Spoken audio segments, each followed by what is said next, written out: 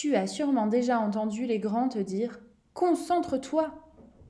Mais qu'est-ce que c'est? Et comment faire? Se concentrer sur ce que tu as à faire, c'est aller du début à la fin de cette chose, comme si tu marchais sur une poutre sans tomber.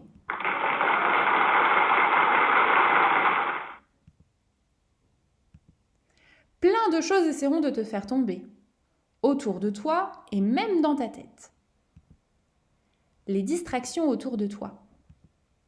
Une porte qui s'ouvre, une copine qui rigole dans la classe, un bruit de voiture dans la rue. Tu peux voir ces distractions et les entendre. Ce n'est pas grave, et puis tu ne fais pas exprès.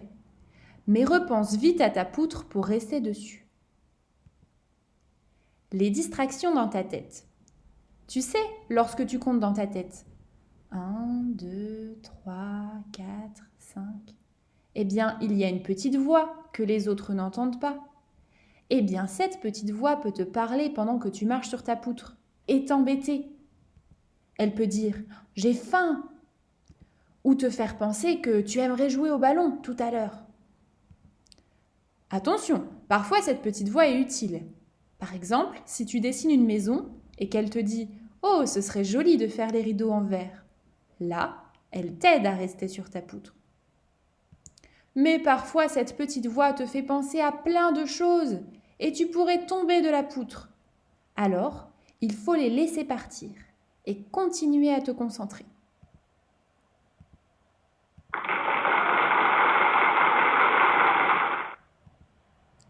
Comment rester concentré? Eh bien, d'abord, il faut bien connaître la poutre. Qu'est-ce que tu dois faire qui demande de la concentration? Est-ce que tu dois lire une histoire, écouter le professeur, peser des ingrédients pour une recette?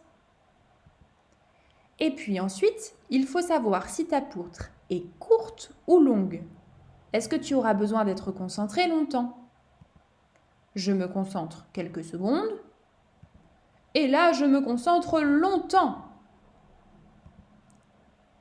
Il faut savoir si ta poutre est haute ou basse. Est-ce que si je tombe de ma poutre, c'est dangereux? Jouer au ballon, c'est une poutre basse. Si je me déconcentre, je perds. Ce n'est pas si grave. Alors que faire la cuisine, c'est une poutre haute. Si je me déconcentre, je me brûle. Est-ce que la poutre est étroite ou large? Y a-t-il besoin de beaucoup de concentration ou juste un peu pour marcher dessus? Ici, c'est une poutre large. Il ne faut pas beaucoup se concentrer. C'est facile. Là, c'est une poutre étroite. Il faut beaucoup de concentration pour ne pas tomber. C'est une tâche difficile. Comment rester concentré? Maintenant, on va voir la méthode PIM. Imagine que tu veux faire un joli coloriage. P, c'est la perception. Il faut savoir ce que tu as besoin de regarder avec les yeux ou d'écouter avec les oreilles pour bien rester sur ta poutre. Pour faire le coloriage, tu dois regarder le crayon qui colorie et la bordure que tu ne veux pas toucher pour ne pas dépasser. Attention, tes yeux sont comme cette petite abeille, regarde, ils ont envie d'aller partout. N'oublie pas de demander à ton regard de se poser comme l'abeille se pose sur une fleur. I, intention. C'est la poutre. Il faut savoir sur quelle poutre tu marches, où tu veux aller, ce que tu as à faire. Ici, on a l'intention de colorier sans dépasser. La poutre sera longue car c'est un grand dessin. Alors si je veux, je peux couper ma tâche en mini-missions. Par exemple, pour colorier cette maison, je fais d'abord la porte, puis la fenêtre, et puis entre les mini-missions, je regarde. Je contrôle ce que j'ai fait, je réfléchis et je décide des mini-missions suivantes. Que vais-je colorier maintenant? M.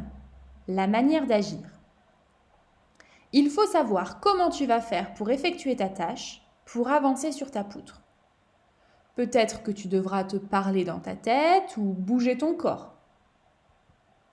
Pour notre mission de coloriage, la manière d'agir, c'est de contrôler ma main pour qu'elle fasse le mouvement de colorier, sans toucher les bords, sans dépasser.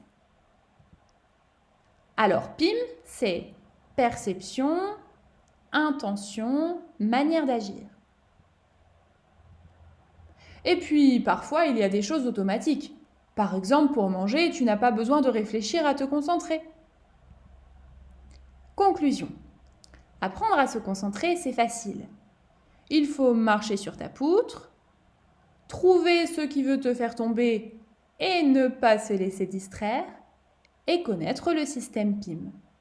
Allez, à toi. Maintenant, il faut t'entraîner.